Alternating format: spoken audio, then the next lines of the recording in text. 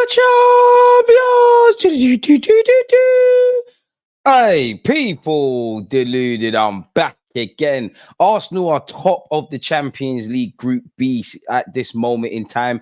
We battered Sevilla. They had one shot, which came in the second half, and one on target. Total domination. And it's finally lovely to get our first victory in any competition this month. Big up Trossard and Bukayo Saka. They were dangerous yesterday. Much less was everybody, really. Everyone was quality. Big up Jorginho for slicing through the Sevilla defense. Shout out to Saka. And all Trossard had to do was a tap-in. I also have to hail up Benjamin White and actually Declan Rice in the build-up to this. And it's so good I have to show it twice. Look at Havertz. Look at Trossard. Rewind the video and go and look at everybody's movements, people. And then Saka went one better, people, and sent my man shop. And then obviously slotted home, man. They said Saka wasn't in form. We've got some real star boys. Speaking of star boys, Martinelli, the Brazilian sensation. That fullback is going to hate Martinelli. He is going to slander him. He's probably going to make a burner account. Martinelli didn't give him an inch. When you look at what Martinelli has said about, and Bukayo Saka, about Mikel Arteta banging on the point about getting them in a game like this to take their men on. It's no coincidence both of them played with a lot of viciousness in a nice way. And I do think one thing I do like about the champs in comparison to the Premier League, it seems like, in the Prem, they double up against Bukayo Saka and Martinelli. They didn't do such in this game, which was obviously to their detriment. And it's no surprise how good Saka and Martinelli looked. And it's lovely to see how good they can be. Lovely to see how good they're playing in the Champions League and what we've been doing so far. Lovely that they've signed new deals. I think the only thing Martinelli was missing was end product in this game because he terrorized that fullback. He was a thorn in their side. He was arguably man of the match. Saka did get a goal and assist. Martinelli, unfortunate to probably not get more goals and assists. Big up to him for setting up Saka. He really is a Brazilian Duracell battery. He, like I said, he terrorized that fullback. No way that fullback's hamstring is intact. He's going to absolutely hate Martinelli's guts. And that's what I want to see on a regular basis. And a big up Martinelli for this sweeping move as well. So great pass to Saka. Saka had a lot to do and he slotted home. I love to see the front three, man. It's lovely to see Saka's on the score sheet. Martinelli obviously got an assist. And obviously Trossard got kicked off proceedings and got the first goal. All quality players, all quality output. And it's lovely to actually see Jorginho and Declan Rice to a slight degree in an attacking sense. I also even think these look all better than Havertz, but I think Havertz was decent in the game, people. No defender has been dribbled past more times in the Champions League game this season than Mr. Sanchez in the first half against Arsenal. Bukayo Saka has assisted all of Trossard's goals today. Where you look at Martinelli, Trossard, Declan Rice, and Saka, I think we're brewing something special. If you look at what I did from a tactical point of view, now Sevilla didn't set up probably how we thought. They've got a derby match on the weekend. Now, in the same way Eddie Nketiah at times has looked good in an Arsenal team, I don't think Trossard is the be-all and end-all as a false nine. I still think he's a winger. But I think at times we've got to ride the wave. With Trossard, we have interchanging movement. He can swap with Martinelli. He can swap with, obviously, Havertz. Havertz can go and be a focal point and, win the header, and Trossard can get onto the second ball. You actually saw in the build-up to the first goal, which you're going to see on screen, actually, Trossard making a similar sort of run to Havertz. Havertz probably could have scored if Trossard didn't beat him to it and make that darting run. And it's obviously, at this moment in time, our build-up play. Declan Rice was playing as that left-sided 8. Jorginho was the 6. Havertz was pulling out wide while doing a bit of a hybrid Odegaard role. Benjamin White at times becomes a centre-back as well as a full-back. The same being said for Gabriel over there. Tomiyasu inverts. Raya can go long to Havertz, which wasn't the case, but there is that sort of scope if Havertz and Trossard are both in the team. And Saliba's just the bodyguard, the security guard. He just does what he wants. He bosses it all, but we'll get on to that. I think for now, we need to ride this wave of interchanging movement. I do think Martinelli, Trossard, and Saka, they work a bit better than Eddie Nketiah because they've all got a bit more about them technically. The confidence I've got at the minute, whether I'm playing as a 6, whether I'm playing as an 8, I want to do the best I can for the team. And, there's so much more I can still add. But it's been a good start. And, it's going to be a long season ahead as well. So I'm looking forward to it still. That's a question I'm going to ask you, Declan. We've not met, so I'm really pleased to see you at our football club because you've done a fantastic job in that midfield.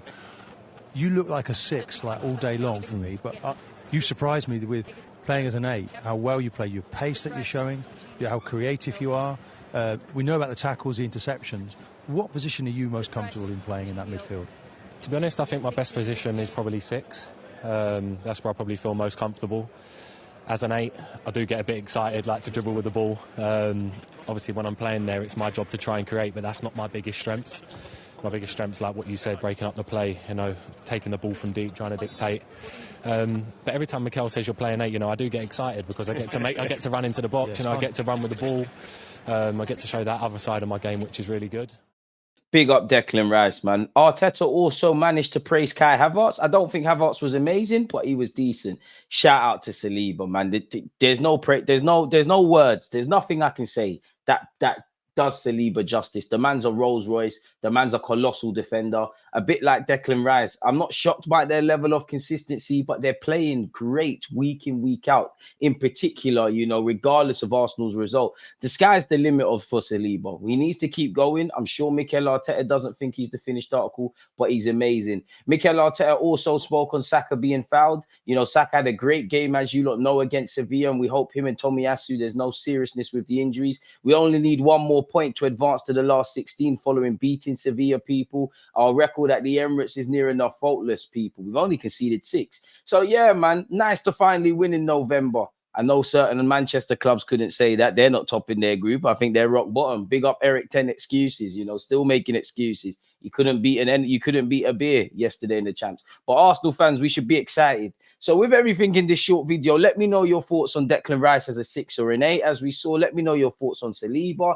How do you feel about the front three of Trossard, Saka and Martinelli? And indirectly, how Havertz ties into it, Declan Rice and Jorginho. Let me know your thoughts. For now, the attention turns towards Burnley. Join me for a watch along in that. Like, comment, subscribe. Stay blessed, stay safe. Appreciative to everybody tuned in. Pick up you lot tuned in, because by now you've made it to the end of the video. Now, I always preach, you know, we live in a day and age where obviously anytime there's a football game, the individuals make the difference, but it's all about systems. And I don't think, unless you're Manchester City, historically Real Madrid or Pep Guardiola's side, I think all managers need to have their philosophy, their core way of doing things, but they need, you know, more tools in their toolbox. And I think at times we've needed that as well. Gabriel Jesus, if it is our first choice striker, but we'd all probably like someone that can get more goals or give us something different. So you've got them two. I do think there's scope for Eddie Nketiah to play games, and he might not be, you know, anything to necessarily write home about respectfully, but he's shown he can do a job. Equally, I don't think Trossard playing as a false 9 is the long-term answer, but the man is both-footed. He's very intelligent. He can play across the front 4,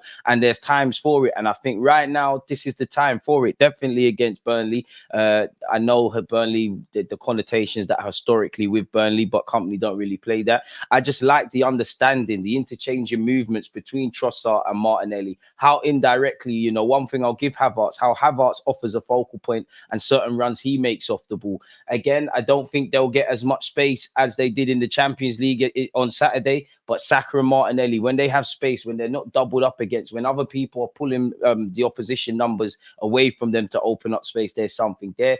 Declan Rice is clearly at home as a 6, but he's developing as an 8, and it's getting greater and greater. And I, you know, obviously, whatever Arteta demands of him in that role, you're not going to lock it down in a couple of months. He's only been at the club a couple of months. Feels like he's been here forever. To go with his consistency and his talismanic figure and obviously ability, we're happy to have Declan Rice. I think next season is when you will really see the fruits of his labor in that 8 role.